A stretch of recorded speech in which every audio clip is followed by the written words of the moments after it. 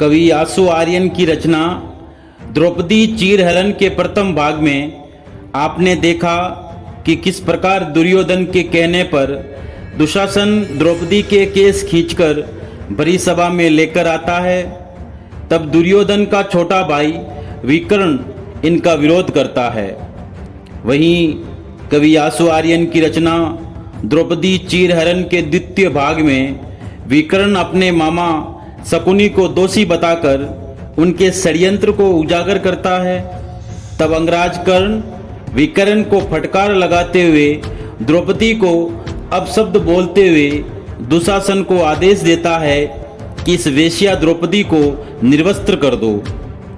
मित्रों, दुख इस बात का है कि आज भी सभ्य समाज में नारी का हर जगह अपमान हो रहा है।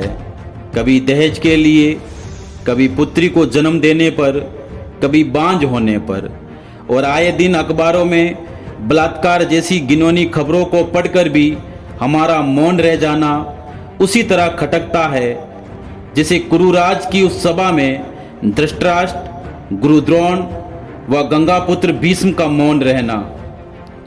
खैर, ये देखकर लगता है कि अभी खुद को भीतर तक टटोलना है और नारी विमर्श की प्रखर आवाज बनकर लड़ना है।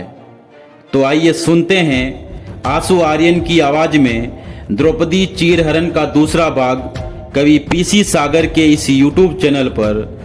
आप सभी अपनी राय कमेंट बॉक्स में जरूर दें और इस चैनल को सब्सक्राइब जरूर करें।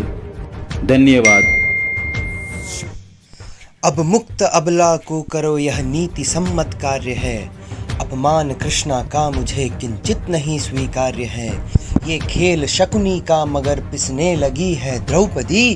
करना उचित है मुक्त मुक्ति कृष्णा की अनिवार्य है। विकर्ण की वाणी सभी भाई सभासद के हृदय। कपटी है यह शकुनी इसी के 6 तरह के यंत्र हैं। जारण मरण मोहन किया उच्चाटनों को सिद्ध कर। विध्वंस स्तंभन का ही जग में नाम तो षड्यंत्र है। भारी कोलाहल है मचा कुरुराज के इस द्यूत स्थल। प्रत्येक व्यक्ति इस सभा का शकुनी को धिक्कारता। तब सूर्य का जो वंश था और पांडवों का वंश था, वही कर्ण अब उठकर विकर्ण को रोष से दुत्कारता। धृतराष्ट्र नंदन तुम सुनो, इस जग में ऐसे नाते हैं। निज पक्ष का उपकार पा निज पक्ष को खा जाते हैं। जो घास पशु के चारे हों वे ही सताए जाते हैं। पश्चात पशु के भोग पर पैरों से कुचले जाते हैं। निज देह में ही रोग जो पलता है, तदपि वो मगर हानि सदा ही देह की करता है। यह तो रीति है जिस भांति अग्नि काठ से उत्पन्न होती है, मगर अरणी से ही उत्पन्न अग्नि लकड़ी को ही पीती है। रै दुष्ट तू तो मूर्ख है और काल अपने कुल का भी। रे दुष्ट तू तो मूर्ख है और काल अपने कुल का भी। तज पक्ष अपने भाइयों का शत्रुओं से जा मिला।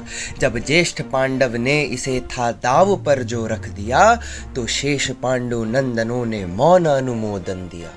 अथवा तुम्हारी राय हो कि एक वस्त्रा द्रौपदी है इस सभा के मध्य में अन्याय से लाई गई, तो अब सुनो यह मत मेरा। अन्याय है ना कुछ हुआ, इस जैसी नारी के लिए ना कोई विरला बात है। देवों ने नारी के लिए है एक नर को ही चुना। हे धृतराष्ट्र नंदन, देवों ने नारी के लिए है एक नर को ही चुना, किंतु ये वैश्या द्रौपदी तो 5 नर के साथ है।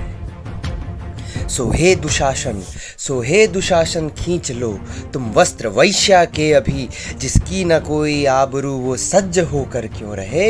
यह सुन सभासद कांपते, बगले सभी जन झांकते। कुरुवंश के बूढ़े सभी चुपचाप बैठे क्यों रहे। मही डोलता है जिस भुजा के तेज बल प्रतिघात से, वही सुरसरी का पुत्र बूढ़ा आज बैठा मौन है।